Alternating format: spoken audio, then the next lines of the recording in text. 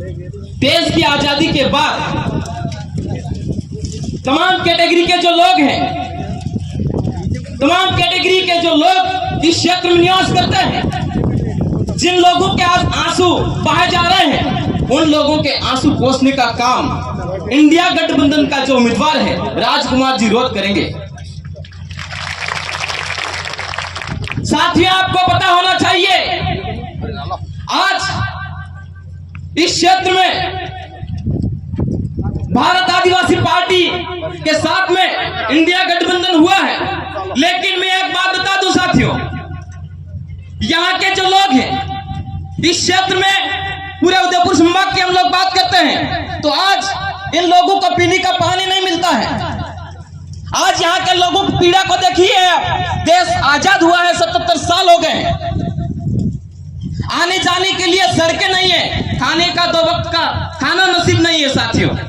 ऐसी कंडीशन आजादी के 77 साल बाद भी हमारे इस इलाके में हमारे आमजन के साथ में बीत रही।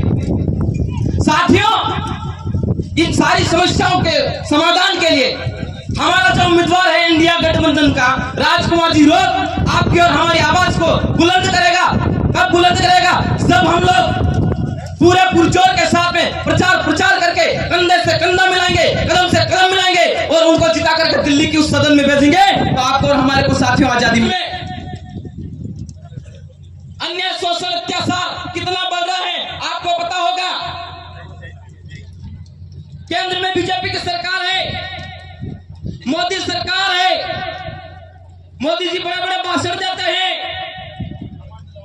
और देश की चौकीदारी करने के लिए वो निकले हैं, लेकिन साथियों मैं आपको एक बात बता दूं, देश का जो चौकीदार था वो ही चोर निकला है।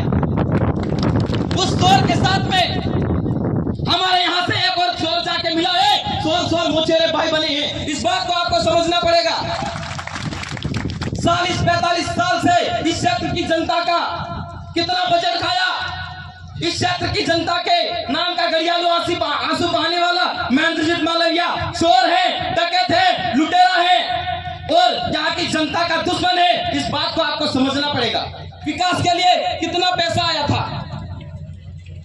40-45 साल से जो बजट आया था वो बजट धरातल पर न लागू करके अपने खुद की तिजोरी भरी, अपने खुद के लिए वहन किया और यहाँ के लोगों को आज पीने का पानी नहीं मिल रहा है साथियों। ये ऐसी समस्या, ऐसी नौबत क्यों आई?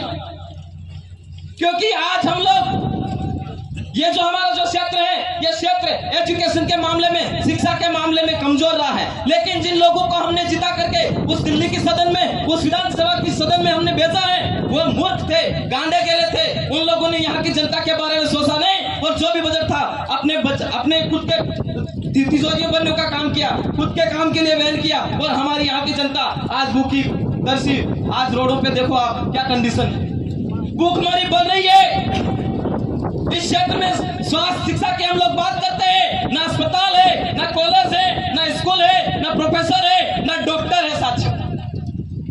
आज आपको पता होगा जब हम लोग अस्पताल में जाते हैं वहां पर पेशेंट की, मरीज की क्या स्थिति है, जानवरों से भी कई बीती स्थिति है, वहां पे कैसे प्रताड़ित होते हैं मरीज, डॉक्टर नहीं है, कॉलेज प्रोफेसर नहीं है। आज हमारे यहाँ के लोगों को, पढ़े लिखे जो लोग हैं, उदयपुर संभाग में पढ़े लिखे लोगों का यह इलाका बेरोजगारों का खदान बन चुका है। पढ़े लिखे लोग आज मजदूरी कर रहे हैं, बीएड कर लेते हैं, कॉलेज कर लेते हैं, उसके बाद भी मजदूरी कर रहे हैं। हमारे नाम की जितनी भी नौकरियां आती हैं साथियों, इन लोगों ने बेच दी। समय रहते अगर आप और हम लोग नहीं जागे तो आने वाली पीढ़ी कहां जाके रुकेगी साथियों। इस बात को आपको समझना पड़ेगा। आज किसान आत्महत्या कर रहा है, मजदूर की क्या स्थिति है, भ्रष्टाचार कितना बढ़ता जा रहा है और दोबारा अगर नरेंद्र मोदी जीतता है, बीजेपी की सत्ता अगर आती है साथियों, तो हमारे पास जो जमीन बची हुई है वो जमीन भी ये लोग ले लेंगे, अतिक्रमण कर लेंगे और हमारे लोगों को उठा करके भगाएंगे, माइग्रेट हो जाएंगे हमारे लोग साथियों। आज आपको पता है हम हमारे अस्तित्व की लड़ाई लड़ रहे हैं।